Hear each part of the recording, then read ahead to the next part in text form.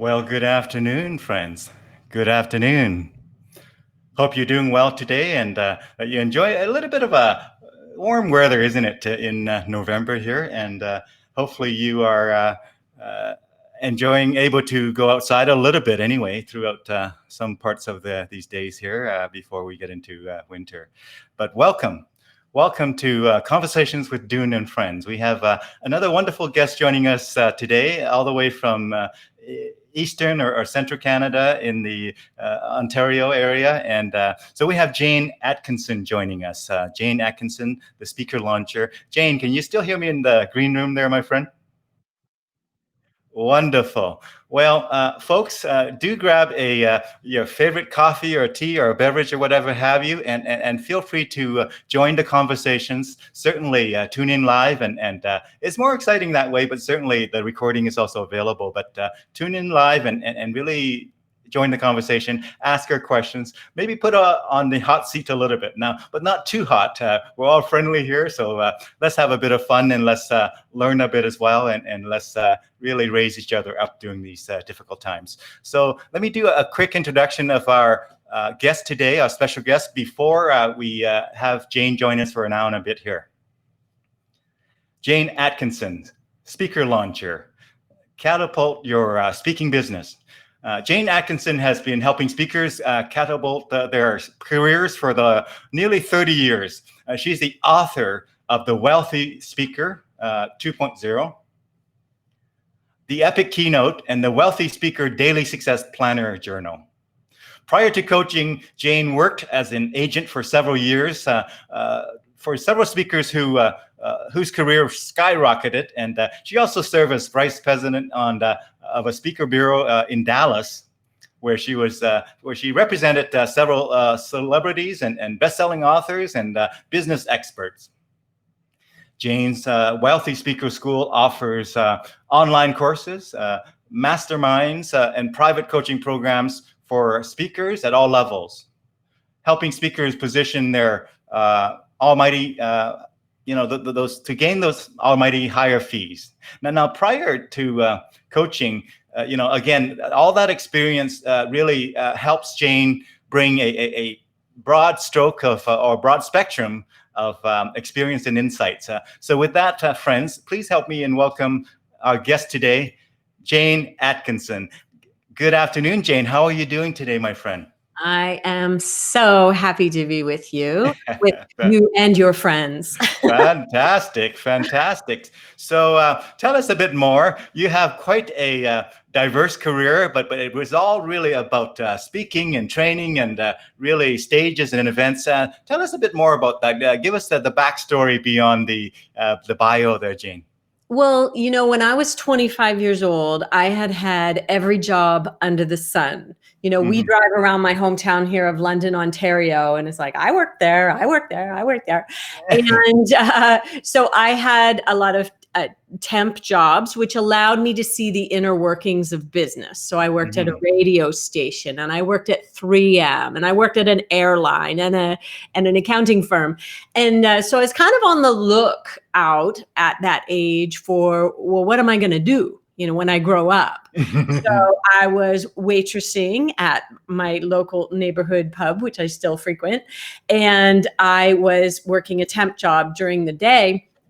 And I came across this video. Well, I guess it was a live show at the time on PBS, and it was Les Brown doing Live Your Dreams. I don't know if you've ever seen Les Brown do Live Your Dreams, but I recorded it. On my VHS player, and I watched his Live Your Dreams speech over and over and over again, because I had never, ever been exposed to this industry. And so I thought, that's it. My next job, I'm going to go work for a motivational speaker. And that saying, Dune, be careful what you wish for. There was a woman who was leaving 3M from a leadership position, who had written a book called Creating Champions. And she was going to become a motivational speaker, and her best friend and I worked together on my temp job at 3M. And she said, I know a motivational speaker who needs help. And bing, bang, boom, like within 2 weeks of actually saying, I want to work for a motivational speaker, I had a job working for a motivational speaker. There you go. The world is a magical place. Magical things happen. Now, some of our speaker friends already chimed in here. We have Charmaine Hammond. Charmaine Harmon says, hi, Jane and Dune. And hi, Charmaine. Hi, Charmaine. Good to see you. Yeah, yay, Jane is in the house. Fantastic. So again, so it was one of those, I suppose, a little bit of a surprise how you got started. And then once you got into there, you were kind of deep in it with whether it's celebrity, whether it's rising star, whether it's Olympians and whatever have you, you kind of went through that journey. We're going to fast forward a little bit. We're going to go through it and talk about various parts of your career, as well as the lessons that you want to share with our viewers there about speaking, about events, about training, about marketing, and all those sorts of things. But tell us, I'm going to fast forward way to the very present here. COVID has affected all of us. I'm sure it affected you in various ways. Tell us, how do you spend your time these days with COVID there, Jane? Well, I have to really be honest, Dune, my time did not change that much. I have been coaching on Zoom now for probably 5 or 6 or 7 years. Mm-hmm. And so I really didn't have to change too much for myself. What I recognized early on was that people need what we know over here now more than ever. And recognizing that was incredibly helpful. At first, like everybody, I was kind of paralyzed and really nervous about what was going to happen to our industry. I was watching very carefully. I was invited to be on several different shows, and lots of people had predictions that this was going to be a really long haul. Mm-hmm. And I think what had to happen for me personally was that I got very right with myself in the knowing that what I had to offer was just as valid before COVID as after. And if anything, people do actually need me now more than ever. And once I really locked that idea in, things really changed for me. You bet. In other words, again, in times of change and in times of challenge, in times of crisis, there are new needs that are more critically important than ever before. We just need to adjust accordingly. We just need to focus on the right things, because the world, in a way, the world has a certain number of people, a certain number of needs, and they're just being shifted as to where the needs are and what the nature of the needs are. But it's not a case of, well, COVID come and nobody needs anything anymore. It's just the needs change, right? It's so true. Many of my clients, we've heard this term pivoted very, very quickly, and we helped them scale up, and some are having the best year of their business. And I think that a big part of that is really like your mindset about it. One time way back in the early days, one of my clients said, I hate virtual. And so we kind of said, now, do you really hate virtual? That whole be careful what you wish for thing. And so we addressed that, and she really wrapped her mind around embracing virtual and loving virtual, and then went on to become someone who taught other people how to do virtual because she was so good at it. So it's amazing how when people just go into the opportunity with their arms open and ready to embrace their clients, I think it can be quite stunning for them as well. And if you're really on the lookout for opportunity, it's there. It's there. I'm sure you've seen lots of people on your show, Dune, have expressed the fact that it's there. You bet. Just a fun kind of unrelated example. About 16, 17 years ago, I was trying to convince my wife to go to what we call a bit of a suburb outside of Edmonton. So literally just connected to Edmonton, a place that Charmaine Hammond knows quite well because she used to live there, called Sherwood Park.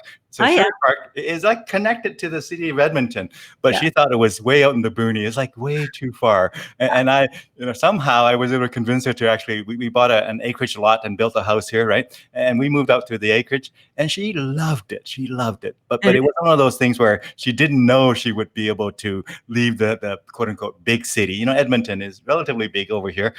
So leave the big city for a smaller kind of, it's actually called a hamlet, 100,000 people, and it's still called a hamlet over here. Yeah. Yeah. Vince Pacenti is from Sherwood Park, so I know it well. Yeah. One of the speakers that I represented. I'm sure Yeah. you know Vince.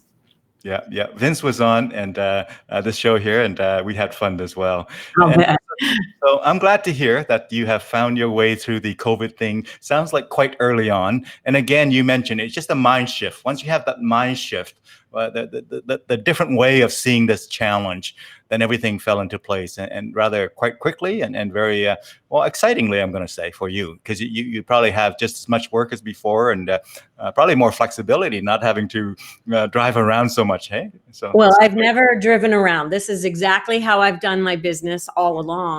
And the only time I would go out to speak would be to CAPS chapters or NSA chapters or conventions. And so the fact that a lot of them have gone virtual is quite beautiful as far as I'm concerned. So we just caught up to you. We just caught up to you finally. We are right in the zone that I like to play in. And travel is not something that I seek. I don't love to go on the road. I've been married for 13 years, Dune, but I feel like a newlywed and I like to stay home. What can I say? Especially in the summertime. Yeah. That might be a great time to just bring up some photos. You mentioned you've been married a number of years now, and you still have your dog, I presume, perhaps? Yes.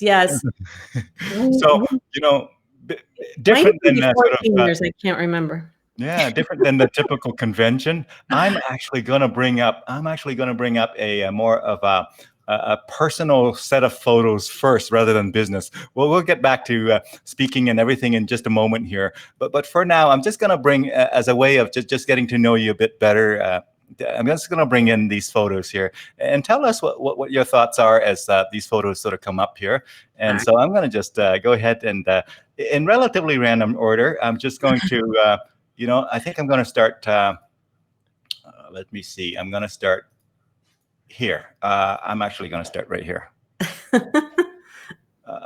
Actually, I just realized that I haven't, give me just another second here. Tell us about your dog before I bring up that photo. Well, my dog, his name is Jackson Triggs. He's named after a fine Pinot Grigio, for those of you who appreciate a Pinot Grigio.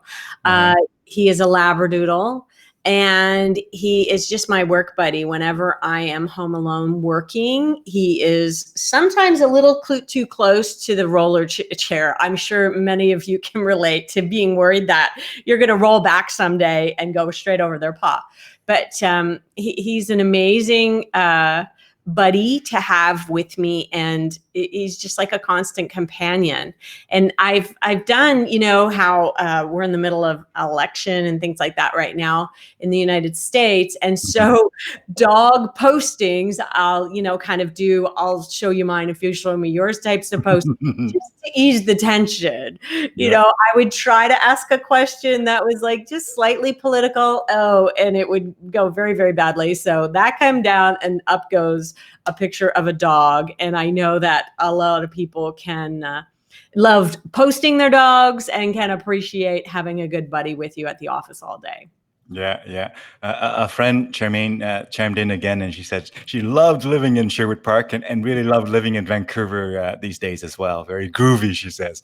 And regarding your working from home, well before COVID, she said Jane leading the zone with the right pre-COVID, long before that. So I think again, the whole working from home, we were on that path. COVID has just accelerated every aspect of that, right? Absolutely. And what I think will happen as a result, Dune, is that we will see a lot of meetings going hybrid. And I think that hybrid is a nice option for people like me who really don't want to travel that much. And yet they can. Correct order. Well, there is a about this correct order handsome in man our here. house. I'll just say that he's not first. One of the reasons why I wanted to share this photo is because when I do go out and speak to CAPS chapters, that is one of the beautiful things about this industry, is that we get to go together and then we'll play. So we have gone to lots of really cool cities and combined work and play together. And you guys all know how beautiful Vancouver is. I did the CAPS chapter there. I'm not very good at dates and memory, so you'll have to forgive me, but it was a few years ago. And I've actually done most of the chapters across Canada several times. But right now, the virtual idea is really going over well with me. Yeah, wonderful. Now, you mentioned CAPS. So, of course, we all love CAPS, the Canadian Association of Professional Speakers. Yes. And tell us, how long have you been with CAPS? Must be many decades by now. Well, you said 30 years in my intro, and it's really more than 30 years, but I'm just going to stop counting at 30. So you should have went 29 plus, right? How that 29 goes? I think it's like 34 or something like that. And I have been a member of CAPS that entire time. So I have, pins. I don't know if I've probably left and come back again and things like that. But I've been a member of maybe 5 or 6 different chapters, US and Canada. Yeah. So I've been a member for just over 10 years now. I think my pins got lost in the COVID shuffle. I should have gotten my pin this year. I want my pin. Yes, I get it. Wonderful. Well, thank you for sharing that. Yeah, Vancouver is great. And so here's some more photos of... So we actually have, this was my husband's 60th, so it was a couple of years ago, but we actually have 5 grandchildren, 3 little girls that are 5 and under, and a 13-year-old and a 1-year-old in the other family. And so I just love this photo. It was on my husband's 60th, and I think it just gives the energy and the exuberance of how we feel about our grandchildren. They are absolutely the bomb, and we love hanging out with them. They come up to our cottage quite frequently in the summer times, and we just have a blast. We set up us and our best friends live next door. They're the ones that kind of hooked us up with this cottage, and we set up our own little marina between the 2 families, and it's really a lot of fun. Very nice. Now, do tell us your husband's name if you don't mind sharing. His name. If you want to keep it to yourself, that's okay too. His name is John. He actually runs his own business as well. So he's got an electrical contracting company. Wonderful. Yeah. So there you are. Is this in the US, I would imagine? This is the Grand Canyon. And so I would have gone, I can't remember if I went to speak at the Phoenix chapter, which probably is what happened, of NSA, but I have run my own events in Phoenix before, so that could have happened too. But and we went and explored afterwards, and I don't know if you can see over my shoulder, but I actually have some shots blown up, and they're really beautifully done in frames of the Grand Canyon, because it feels like a place that makes you recognize how small you are in the big scheme of things. Which is good for some of us who get so wound up in our work, and we forget that there's a whole world out there, and how small our work and our own sort of part is. I'm just a bit of a kind of a sidetrack. Tell us, you mentioned that you hosted or ran events in that area. What would be one of the kind of key differences that you can point out that's top of mind between being an event planner and a speaker? I know there's many differences, but do you have 1 or 2 things that come to mind just to kind of just ponder on that? Well, as an event planner who hosted an event on March 7th, 8th, and 9th of 2020 in the United States, that was the last weekend that all the events played. The following weekend, I went to go to another event in Dallas and it got canceled. Everything got canceled after. So I don't know how I was able to get in under the wire. But as an event planner, when all of those people showed up, all of my speakers showed up. I had one speaker who wasn't comfortable traveling. We had another speaker come in, and it was so amazing that everybody still came with this kind of uncertainty that was on the horizon in that moment in time. And we had absolute magic in the room. So as an event planner, I can say that you will never replace the magic of the room with virtual. I know that for sure. The way that we bond when we're all together for 2 or 3 days is just unparalleled. There's nothing like that. I will, however, say that now that we've gone, and I guess, like I said, this happened maybe 5 years ago, and we're all meeting by Zoom on a regular basis, that really helps. That really helps to kind of go between meetings and keep that energy going. But giving somebody a hug, Dune, it's the best. Yeah. It's the best. And I'm a hugger. I crave hugging all my clients right about now. Tell you a quick story. We have 2 sons. My younger one in particular, when he was young, I think he was 6 years old, he researched the web or whatever he did, and he says, "Dad, I researched it, and you need 8 hugs for to maintain health, and 12 hugs for growth a day." And so we made a practice to make sure that we hug him quite a few times every day. And when we go to bed, when I tuck him in, he say, "I got 13 hugs today." He counts the hugs. That's awesome. That's really good information. Yeah, so we continue that to this day. As they're in university, both of them, we're still hugging probably many times a day. So I'm a hugger. So tell us, in terms of obviously exercise and all that is an important part of your routine, kind of keep the health there. So the morning routine, I think, is the key to your day.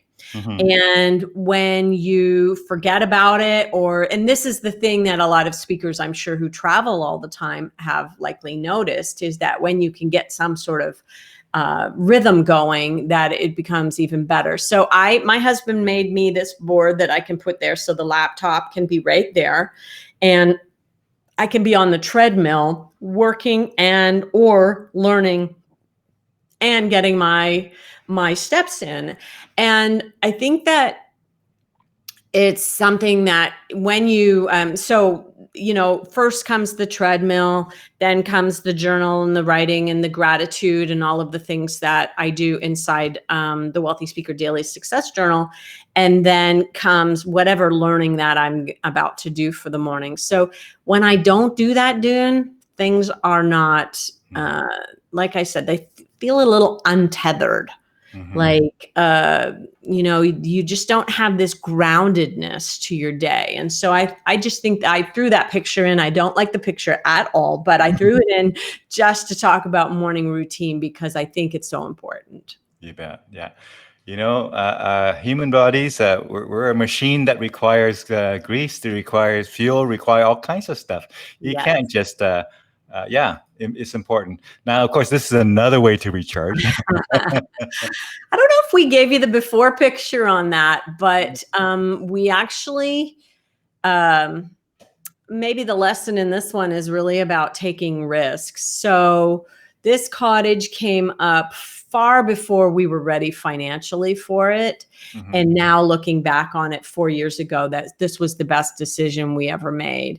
And so we bought it when it was just kind of like a little shack, and then we renovated it, and it was a lot of work, but working from there has been amazing. I'm working on a book right now. It's called Scaling Your Speaking Business. And I wrote the majority of that book from the cottage. And getting away and having a place where you can be quiet and work on your business, or be quiet and write a book, is really important. And I just don't think that most of us can do it from right here at our desk.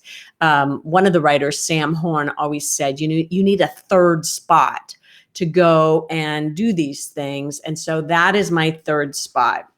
I don't know what the second spot is. I think it's probably you have your office, and then maybe you have your rest of your house outside of your office, and then you have maybe another place to go. So first few books I wrote at Starbucks. Of course, that's not something that's happening right now. I don't want to go sit in a Starbucks for 4 or 6 hours a day. And so I feel very, very grateful that we have been able to pull it off financially. It felt like a huge stretch, but sometimes when you just step into these things and take a little bit of a leap of faith, it all works out, and it did all work out quite nicely. Nothing great ever comes from just being completely 100% safe, right? Yeah. Did I get the next book title or working title or tentative title correctly there? Scaling your speaking business. I'll give you the subtitle because it's right in front of me. 10 strategies for earning more while doing less. 10 number or spelled out?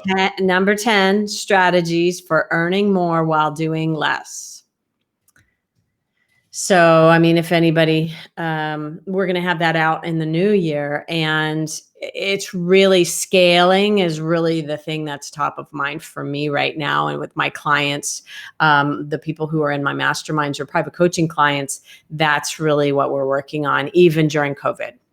Look at that, Jane. You made that title so it fits this particular spot perfectly. It's like you planned it for this. I planned it. Wonderful. Well, thank you so much. This is a mock-up of what it's. Hold on. Let me zoom in.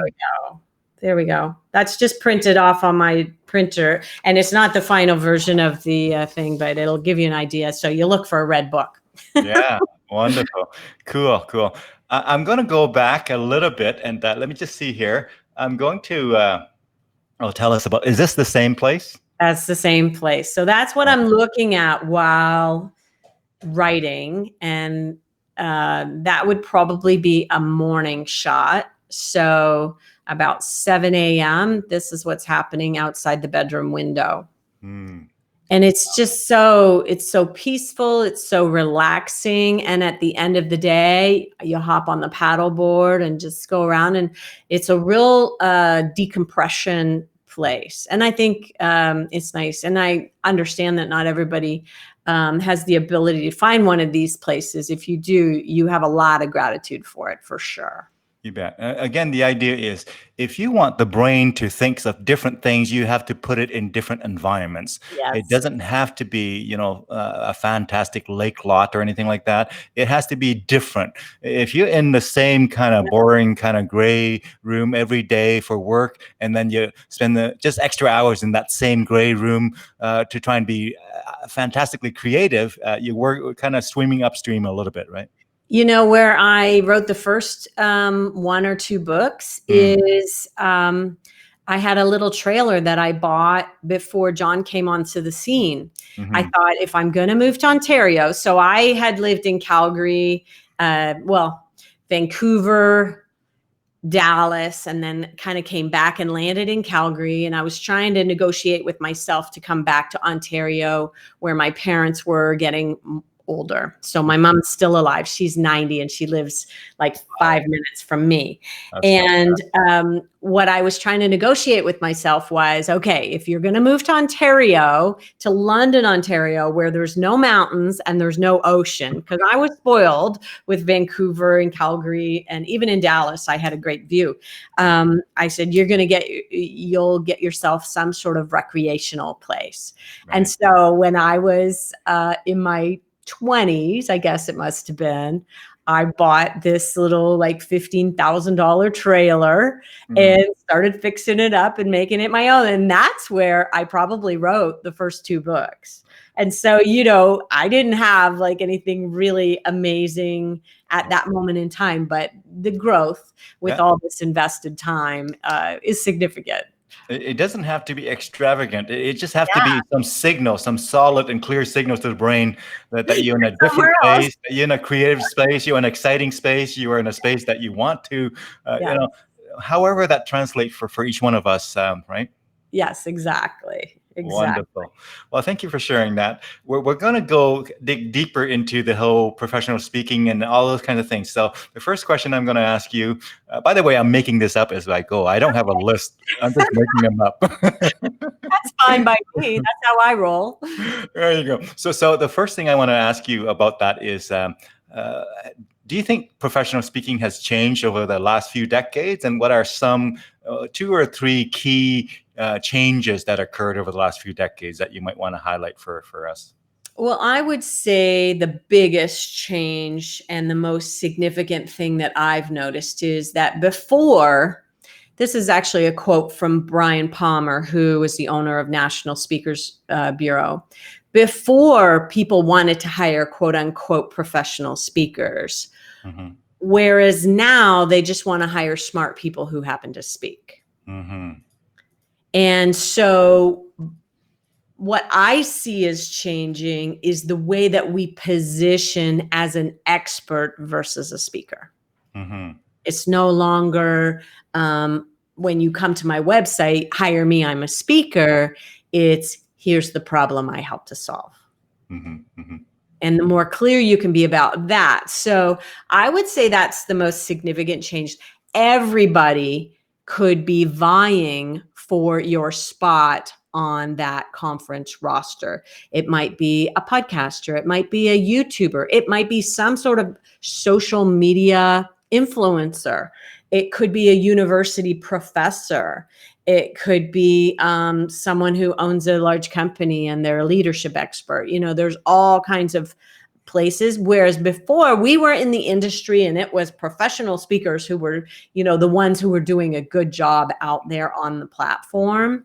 And I remember my first days, my first NSA conference in Washington, D.C., you know, 25 or 30 years ago, and how proud I was to get into this industry. And I will say that part for me hasn't changed. I still have immense pride in what it is that we do to help change the world.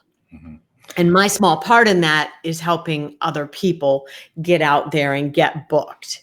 And by getting booked, then they go and spread the word. So I'm a secondary player in this, but I feel very, very proud of the work that we do. And that's one thing that hasn't changed. Mm-hmm. It's Mm-hmm. always been good work, and it's always been important work. Yeah, yeah. So in other words, the focus has sort of gone away from that's an awesome stagecraft, that's an awesome. In other words, long ago, because speaking and whatnot was such a bit of a barrier to entry, where I think as we move forward here, as many people as you think about that are maybe uncomfortable about public speaking, but in general, I think the younger generations are, don't see public speaking in quite the same light that maybe 20, 30 years ago. I think it is a bit more commonplace for them, whether it's all of this YouTubers and all of these different things. They've gotten used to the fact that, hey, if you have some good idea to share, you're going to go on and share it and whatever have you. So I think the whole speaking thing has become a bit more kind of commonplace. Don't get me wrong. I mean, awesome speakers are still going to bring huge value. But again, it's all about that entertainment and packaging and many other factors, including the expertise, right? I think too, though, that virtual remote meetings have actually shone the light on people who know what they're doing even more. So that's where I think that's in our favor, and that will only continue to roll as, you know, we probably will have hybrid into the future. You know, at the beginning of COVID, they're like, well, we need to have a meeting still. And they put players in place, but maybe not professional players. And they found out the difference. And now I think the budgets have grown and people are recognizing that they need to pay in order to get talented people out there, even on virtual. Yeah. Here's my theory. And I said this on one of these kind of conversations in April, really, way back when COVID was fairly new. I predicted, and I don't know if you agree with this, that the pie that is events, the pie that is training and professional development and speaking and whatnot, is Mhm. actually being enlarged by COVID by quite a bit. But then the mix of that pie, what's the percentage is in person live versus what percentage is Yeah. remote, and what percentage is a hybrid? Now those numbers are changing in terms of percentages. But Yeah. I have a fundamental belief that that pie is increasing and it'll never shrink back again. Well, there was a study done that said that the budgets in 2020, 80% of the budgets were still solidly in place. Hmm. And so maybe it could be that what you're predicting is that 2021, the budgets actually get bigger, they expand. And like you said, how the pie is divvied up in the different mediums, I think is just yet to be determined. Yeah. We're in the Wild West in some ways. You bet. And so one of my theories is that, budget that used to be separate from events and whatnot are now being tapped. For example, perhaps there would be sort of things that they normally would have not thought as being part of the event thing and whatnot. But now with virtual and with hybrid, they can actually lump it together and really figure out how to best provide value. Mhm. So for example, maybe in the past, maybe they'll just bring in a consultant and do something or whatnot. Now they have the option of doing that, reaching out to a professional speaker or whatever, and be able to do that in a kind of, again, either hybrid or a remote, right? Mhm. And you know what we love over here at the Wealthy Speaker School is packaging things up. Hmm. So the package might include um, a webinar to Hmm. kick things off, some sort of deep dive Q&A conversation or an executive roundtable or a workshop online. And it could be spread out over the course of 6 months or a year. And it could have a live presentation at the other end. And so we talk a lot about sweet spot pricing. That's a Lori Guest term, and really putting together packages that will allow you not to just be transacting with your client.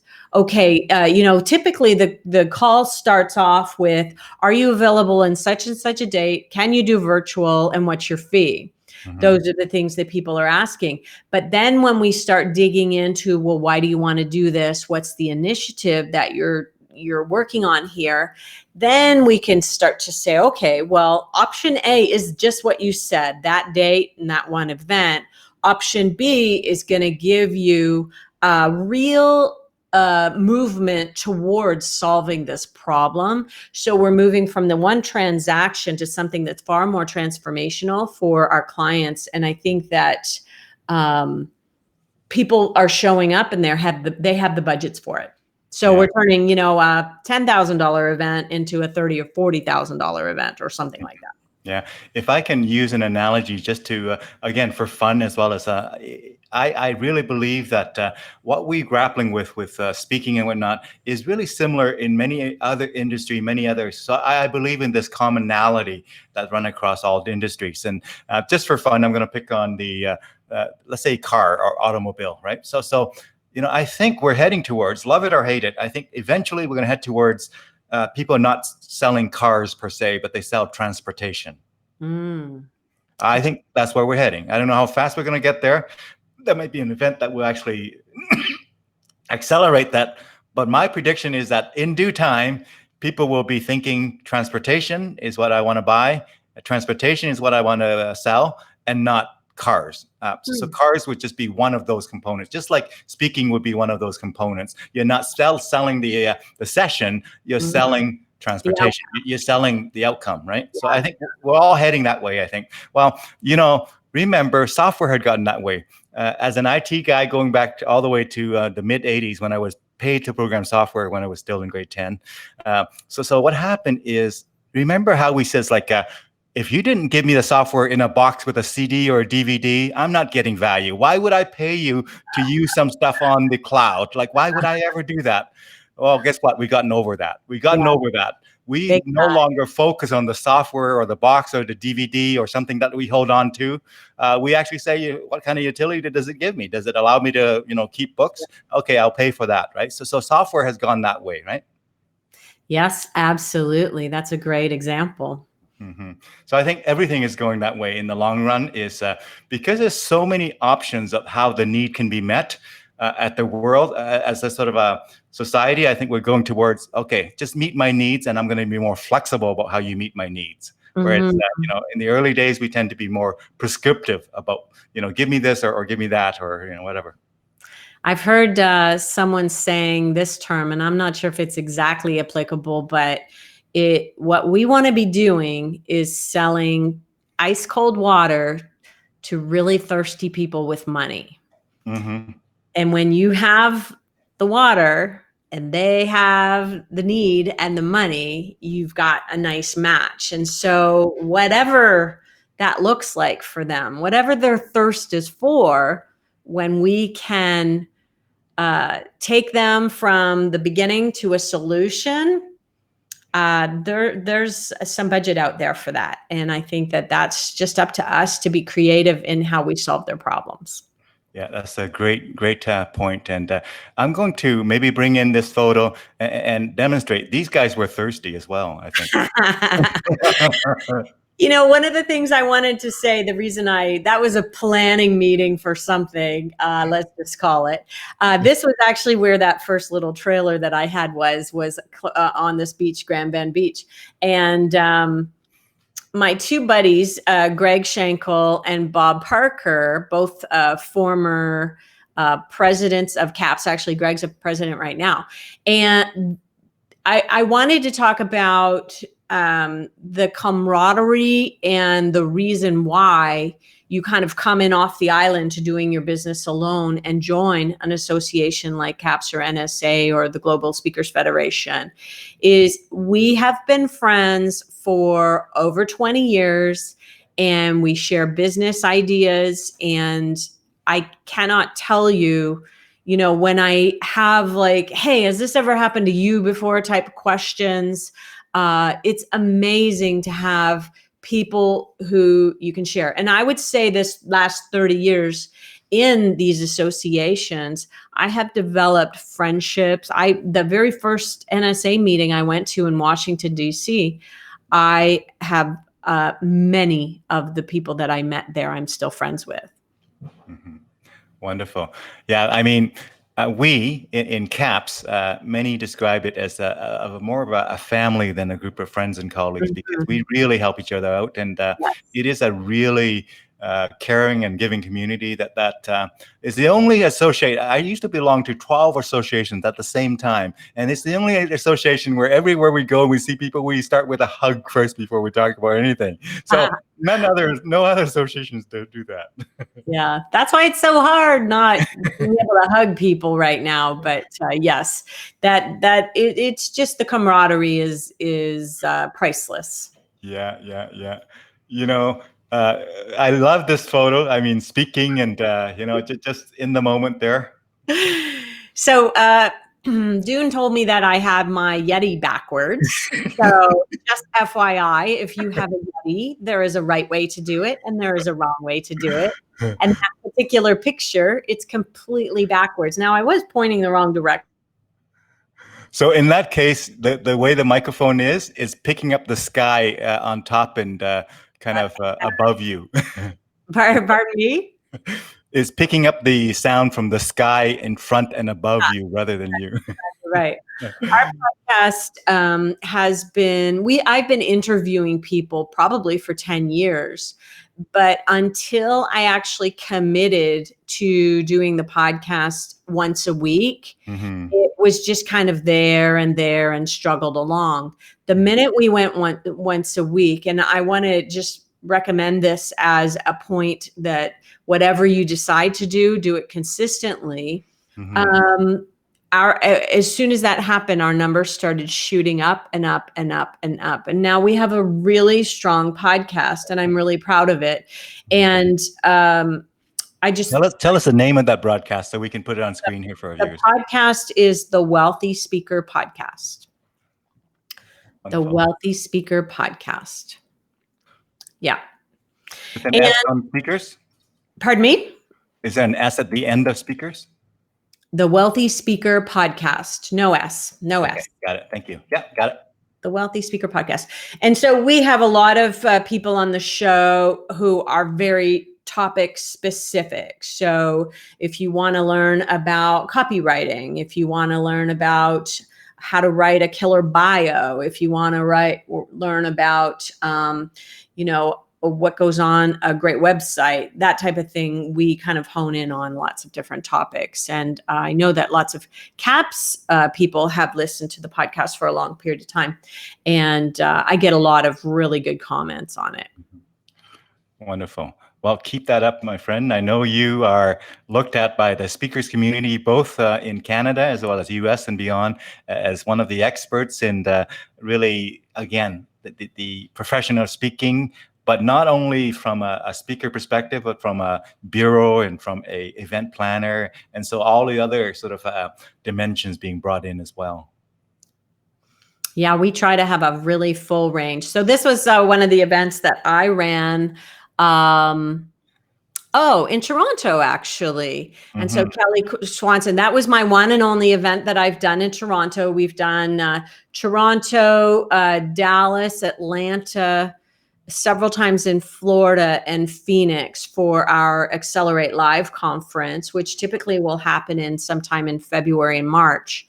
And I'll bring in some of my favorite people to talk to everybody. And this was one of my all-time faves, and it was here in Canada. It was a test because a lot of my clients are American, so I didn't know if they would come across the border, but lots of people did, and we had a really great time.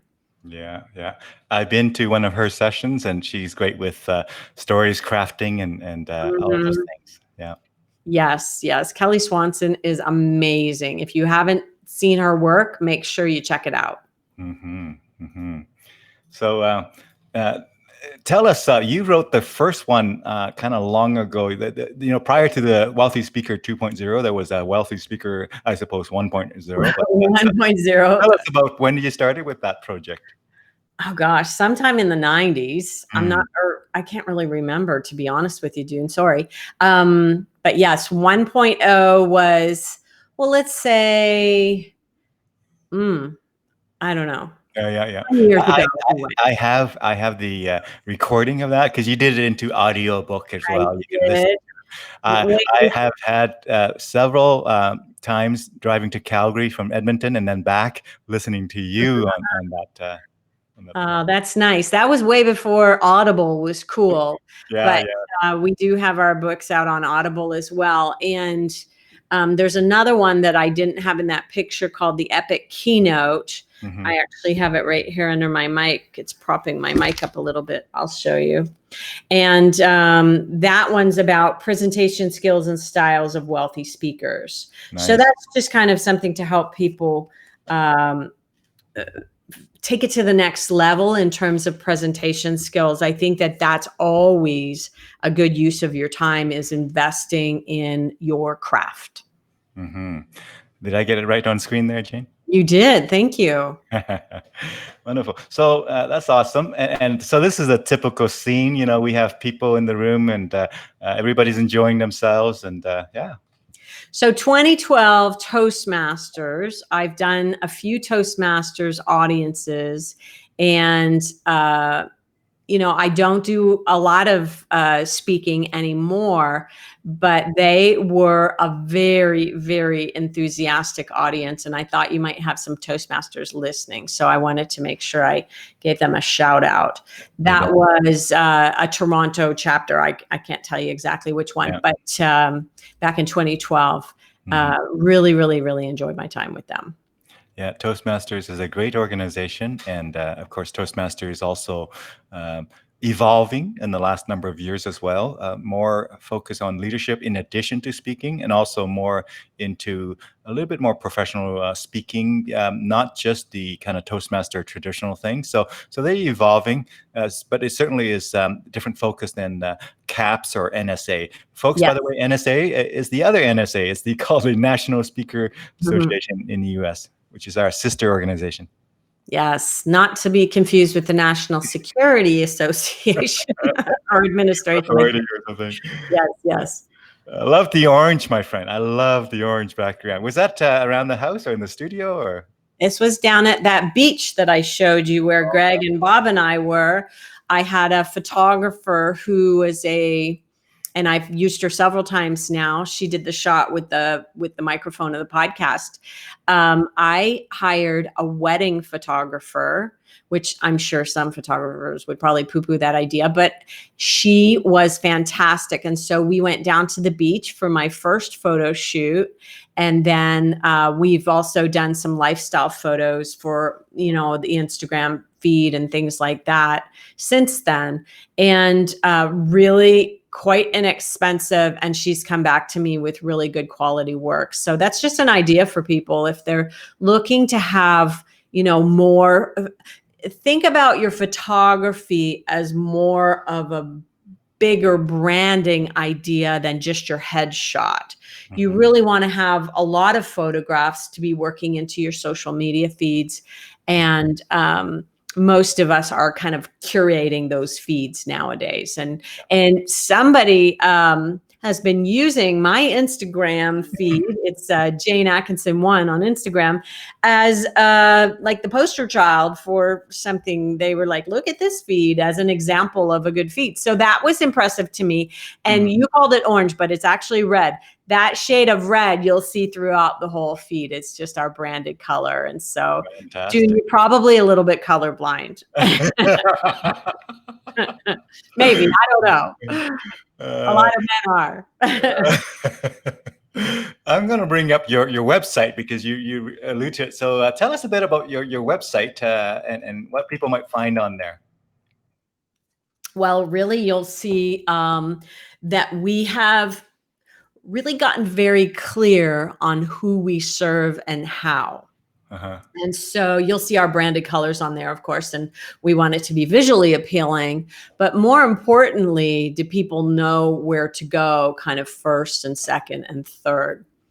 And so we have 3 buckets that we put people into: emerging speakers, intermediate speakers, and seasoned speakers. And we kind of have 3 different paths for people depending on where they come in. So if you look at under coaching, you'll see that there's a little drop down. I'm not a big fan of drop downs, by the way.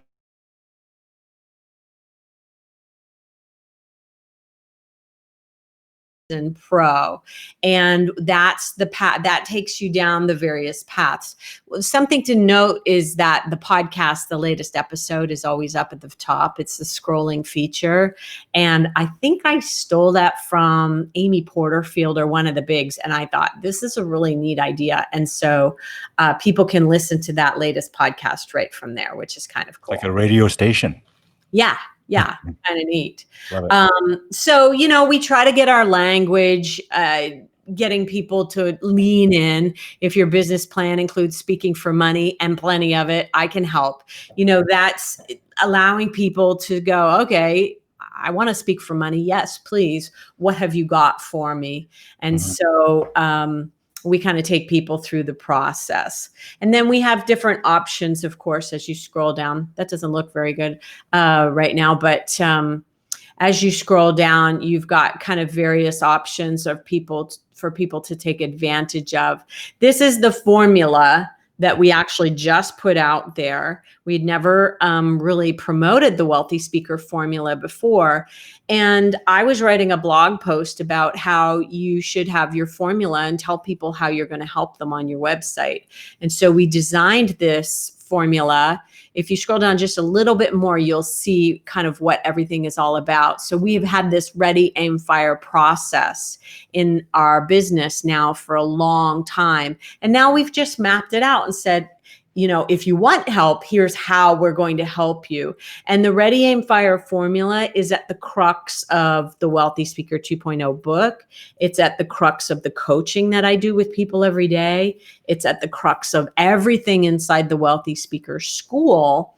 And it really helps us stay on track and know where to put things when we get new lessons for the school and things like that. So you started the Wealthy Speaker School and run it, and probably evolving over the years as well. Well, we actually just had our 1-year anniversary for the school in its current form. We've done lots of things prior to now, but this is the first kind of official online course and community. And so it's a year old now. We just had several of our clients pass their 1-year anniversary, and they get some nice little bonuses when they stay on with us over a year. And our goal is to bring them in at the beginning of the process and kind of move them through the stages with us at the school. And so we have a lot of programs because we have both a course and a community. We offer sometimes 6 or 7 group coaching sessions every month, and we allow people full-on access to every lesson inside the school. And we're constantly adding new material to the school. So it's something that our goal is that they'll grow with us and go from emerging to intermediate speakers, maybe join one of our masterminds, and then even stay on and do some private coaching with me. But we have had, like, if people come in at the private coaching level, we've also had people who they all, and it doesn't matter how you come into working with us, you always get access to the school. And that's kind of cool that people are able to get access to all of these lessons and all of the classes that we do throughout the month and the master's programs. We give it to everybody. Wonderful. Now, I know some fellow speakers who rave about your coaching, and they say things like, that was the best coaching money that I've ever spent in my entire life. And these are not young kids. These are, in their 60s or so who have spent money in different places. And they say, it was the best coaching money I've spent. Oh, that's nice. That's nice. You know what? There's lots out there. There's lots out there to spend your money on. But there's not that many people that only do this. And so that's our competitive advantage, is the fact that all day long, we just think about how to get you guys booked. And so we put a lot out there, and it's constantly evolving. And I just like that we're able to put 100% of our attention and time into just that. Yeah. Well, thank you for sharing those. Now, if there's anything on your website or your speaker school that you wanted to highlight while we're on here, please feel free to do so, but I'll take it off the screen soon here. Okay. I can't think of anything, Dune. You did a nice display. So folks, in terms of, it is in the show notes, but in case that you wanted to just see it on screen here, let me just do that quickly. So, of course, Jane's website is right here. I'm just going to bring it in. And you can see at the bottom there. Is that correct, Jane? That is correct. And of course, her speaker school is, I'm just going to go ahead and bring that up here. And so that's the other site there. But it's also in the show notes as well as the advertising post, folks. And so definitely visit those sites and see how you might be, your speaking career, your business, more importantly, could be taken to the next level.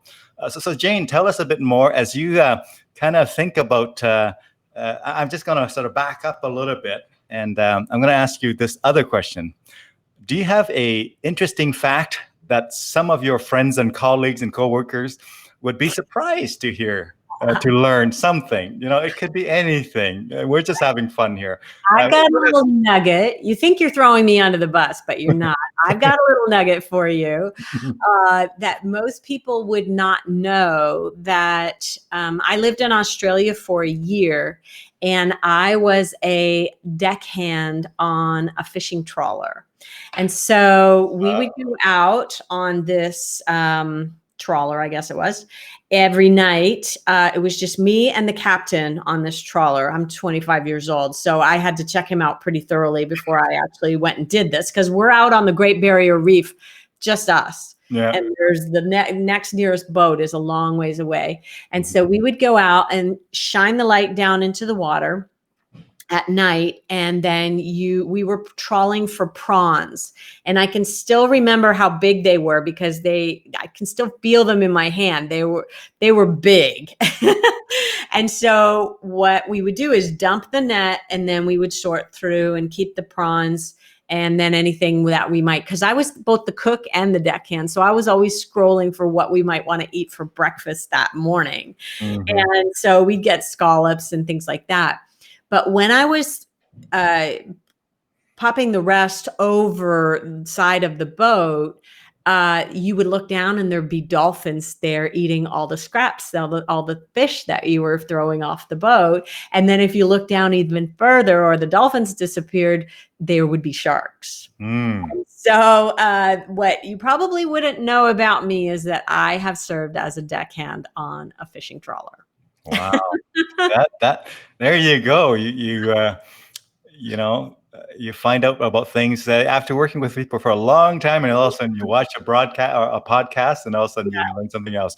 My next question for you is on 2 different moments in your career or in your life that you're comfortable with sharing on this public forum. One would be, do you have a highlight story where you say, that was my career highlight, and the story goes like this? This was the circumstance around it. And then maybe also a low point. We all have high points and low points in our career or in our life. Now, again, whatever is top of mind, it may not be the best highlight, but what you think of in this moment as I ask you that. Well, actually, you have a little video there of one of the highlights of my life. I have always been a behind the scenes person, pushing the keynoter onto the stage. Cheering the keynoter on. And so it's never been my goal or ambition to be the one that was up on the main stage. But I think it was the last CAPS that was here in London, Ontario. I don't remember when that was, a couple of years ago, I guess. I said, Jane, you need to stretch. So I put it out there. Hey, if you need something on the main stage, I would be happy to participate somehow. I didn't really have an idea. I knew I didn't want to give a long speech, but anyway, some little 5-minute slot. Well, sure enough, they had these game changers, and it felt like a really full circle moment for me. I had been coming to this association for over 30 years. I had never done a main stage piece before. I did tons of breakout sessions. So that was kind of my comfort zone, workshop-y. And so I wanted to stretch myself. And so this was my stretch, my little game changer. I think that, it was just a 5-minute piece. I'm going to roll it in just a moment here, but I just want to, again, highlight it. The idea here is that in fact, it was 2019. I think, London, Ontario was actually our last CAPS convention before COVID, right? So it was last year. So very recent. Yes. So I'm going to hit play. Let me know if you can hear the sound when I play it, but I'm going to bring it in here. All right. All right. So let's listen and enjoy, folks. I'm going to bring it in here.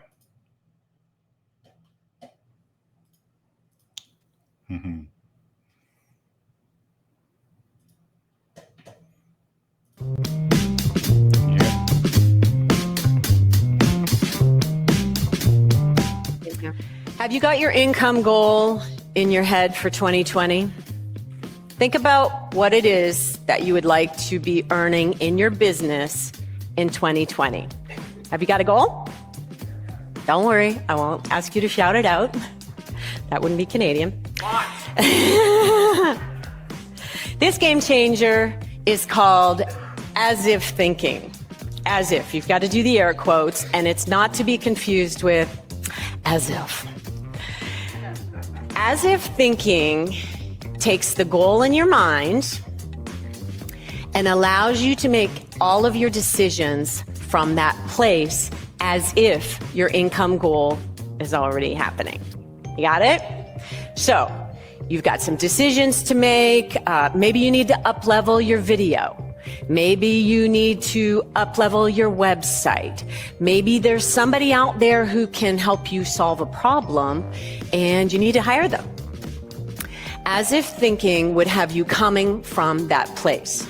My client, Kendall Netmaker, has, for those of you who know him, has become in front of my eyes over the last 2 years an unstoppable business person. Fun fact, he just got named one of Canada's top 40 under 40. How cool is that, right? Yeah, give it up. Kendall's sister is here. I'm sure she's very proud of him. Kendall recognized early on that it was very difficult to accelerate your business with one foot on the gas pedal and one foot on the brake. Now, in front of you, I'll leave you with one final thought. In front of you, you have a postcard, and the quote is, "You cannot play small in your decision-making while expecting to play big in your income." I hope you will go, you like that? I hope you'll write your income goal on the back and go home, post it on your bulletin board, and make your decisions as if they're already coming true. Thank you.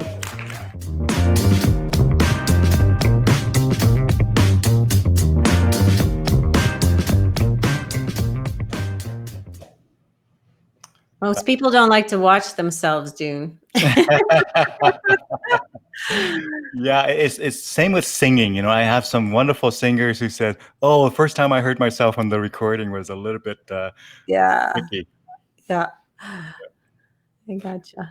Yeah. So thank you for sharing that. And again, you are well known in our speaker community, both in Canada and the US for sure, and certainly internationally as well. And as you think about, again, speaking and training and whatnot, I want to ask you some other questions. Sure. Actually, before we go there, I'm not going to let you off the hook yet, Jane. Oh. You've given me a highlight kind of story. I haven't given you a low light. Yeah, we all have it. So I'll reach do a down low deep and see if you can pull up one of the one. May not be the worst, may not be the whatever.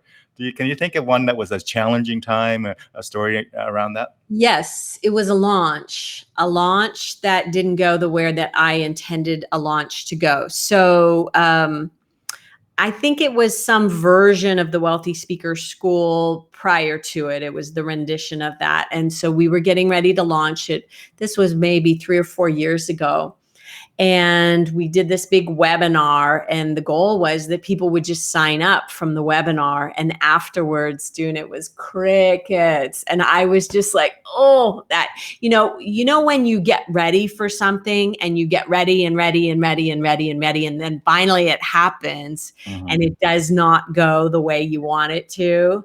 Well, that set the bar for launches for me way down here. And if anybody out there has ever had a launch that didn't go the way that they wanted it to, they can probably relate to the feeling of just abject failure that came afterwards. But then what I recognized is, you know what, like everything else, we have to sell this one person at a time. And so we got to work selling it, and we almost always sell out in the end, but it just took a long time to get there. Big lesson. Yeah, thank you. So as they say, timing is everything. A lot of time the right things happen eventually, but the key is to do things so that in the right timing, so that you can leverage or really reap the benefit of that correct timing, right? Exactly. And I don't know that this wasn't a timing. It was a bad timing. It was just that we hadn't done enough to sell the water. We had thirsty people, but we didn't show them how good the water was. So missed opportunities. Exactly. We needed to do it differently. So now when we do a webinar and we launch our school, we'll have it. The whole call to action is now to hop on the phone with somebody from our school, because we know what it takes now to sell things. Momentum. Yes. You got to get somebody on that moment, and then just pull them along and just encourage them to keep the momentum, because once the momentum is lost, it's hard to get them going again. Exactly. Wonderful. Now, let me ask you a different question. So Jane, when I reach out and say, hey, Jane, do you have an hour and a bit to chat with us on this podcast? Were there topics that you wanted to chat about that we haven't gotten to yet, Jane? Well, there's one thing that we've touched on very briefly, and that is about mindset. that's what that as if thinking video was about mindset, was making your decisions from the place where it's as if if you want to be $1 million speaker, you're making your decisions from the place of $1 million speaker. And what I have been studying for the past couple of years is this thought model. I am getting certified by Brooke Castillo's group called the Self-Coaching Scholars, or the Life Coach School. And I don't really want to be a life coach per se, but what I recognized in this model was that when people use it and apply it, myself included, they can become unstoppable. And so I thought, well, if I can become unstoppable and I can help make all my clients unstoppable, then we're going to get some really amazing results. What it comes down to is that whatever that thought is really driving your results. And so if you're not getting the results that you want, let's say it's the middle of COVID and you're still kind of paralyzed with fear. And I have a feeling that some of our American viewers might be thinking about that with regards to the election. There's a lot of uncertainty right now in politics and what's going to happen. And so if any of your viewers are not getting the results that they want, really think about, well, what's at the root of that? What is the thought that is driving the feelings that you're having? Because your feelings then drive your actions, and then your actions then drive results, is kind of the short form of the model. This work is really been groundbreaking for my clients and for me. And I love teaching it. I love talking about it. Some of them have I've been practicing on some of my mastermind students, and it's really been cool. So that's my favorite conversation these days, is mindset. Yeah. So it's another example of the teacher going back to school to learn another piece of the puzzle to kind of be able to offer more. We have to fill ourselves up in order to really offer other people services, right? And it's important to know that even though we're an expert in whatever we do, once in a while, we're going to have to augment it with something in order to take us to the next level of ourselves as well as our service, right?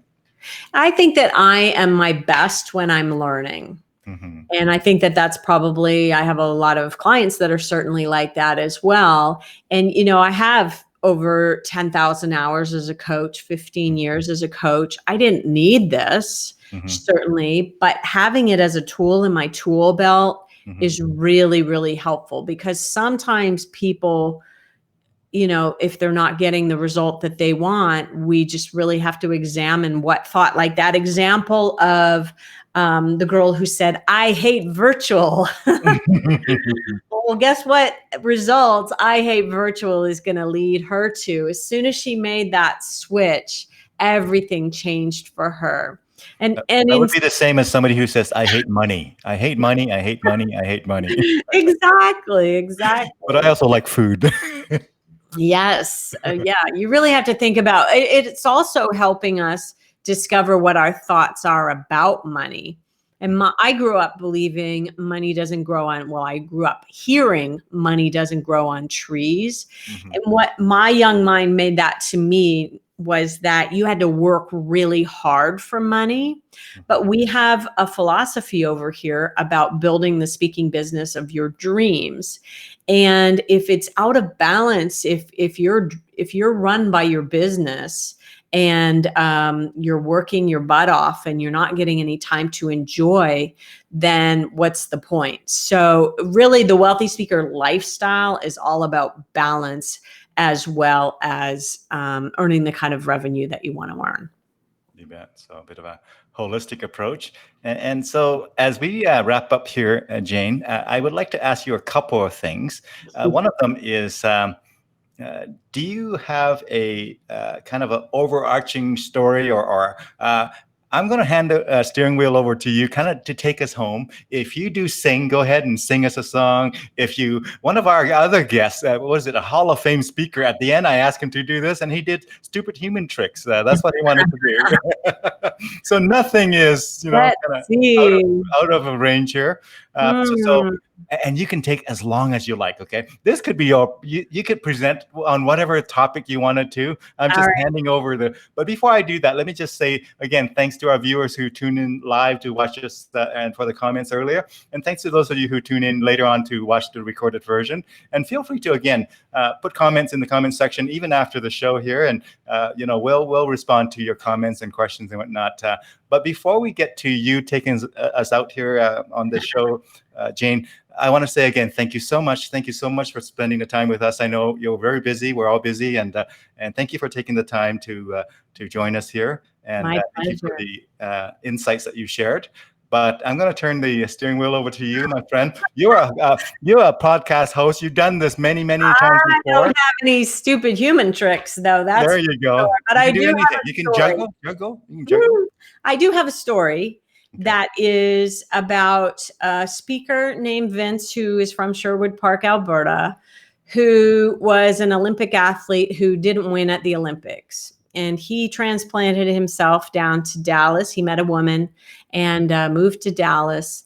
And I actually went to work for Vince. He was the third speaker that I represented. So I had moved across to Vancouver, my second speaker, and then I got recruited down to Dallas to work for Vince Pacenti. And on my first day working for Vince, I looked at the board. So we had this big 12-month calendar with green dots on the calendar for engagements that are booked with money. And kind of all the blood drained from my face as I looked at this calendar because I realized we had no business. And so I recognized that we had, I kind of thought, well, what have I done? Because I had a really good paying job with Peter Legg out in Vancouver. And I came down to Dallas and started over with Vince. And I really started to regret that decision as I was looking at this board.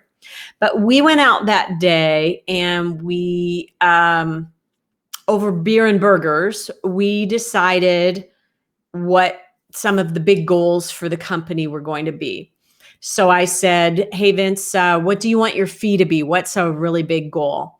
And he's like, I don't know. And I'm like, how about $10,000?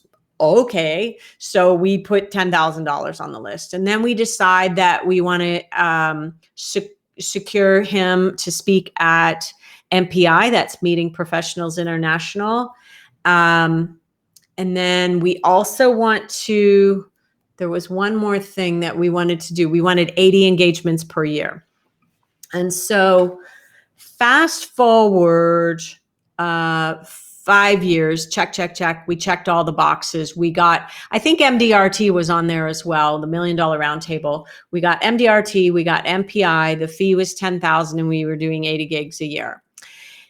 But then fast forward a couple more years, and Vince was receiving both his CSP and his CPAE all on the same day. That's a Council of Peers award, an award that is given out by the National Speakers Association. Really, it's the same as the Canadian Hall of Fame. So he got entered into the Hall of Fame for speaking. And after that event, he took me aside and he reminded me way back to that day when we sat and had beer and burgers and we set those goals. And he said, when you said $10,000, I could not see it. I couldn't imagine. And, leading up until that time, we did some really, really, really big, amazing, like 35,000 people events. And I don't know that he ever could have had a vision for himself that was as big as it actually became. And I think my lesson to that, Dune, is just don't ever put any limits on what is possible for you in your speaking business. Mm-hmm. Wonderful. That's it. Thank you for sharing that story. Thank you for that story. I'm going to bug you with one more thing. Okay. And that is, if you think about all of the things that you shared today in this conversation, wonderful conversation, pick out 3 words. Among speakers here, we love words. Pick out 3 words that maybe people might think about when they think about this conversation? They could be independent words. They could be a phrase, 3 words. What are the words that come to mind as you think about kind of what we've been talking about? Intuitively, going back to the consistency and all the other things, it's just do it. Just do it. And Nike, don't come after us. Yeah. Sorry. Trademark, whatever. Yeah. So again, action is an important part. Action and courage. Action and courage.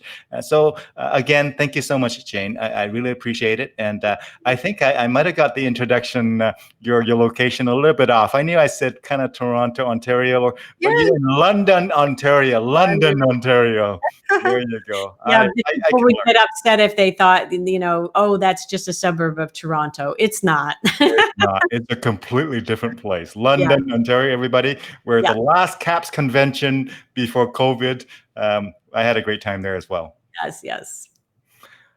Well, thank you so much, Jane. Again, folks, you've been listening to Jane Atkinson, the speaker launcher, and do reach out to her and check out her website. And really, if you wanted to take your speaking business or to the next level, she's the person. So have a wonderful day, folks, and take good care of yourself. Take good care of one another. And till we meet again, have a wonderful day. Thank you so much, Jane. Thank you.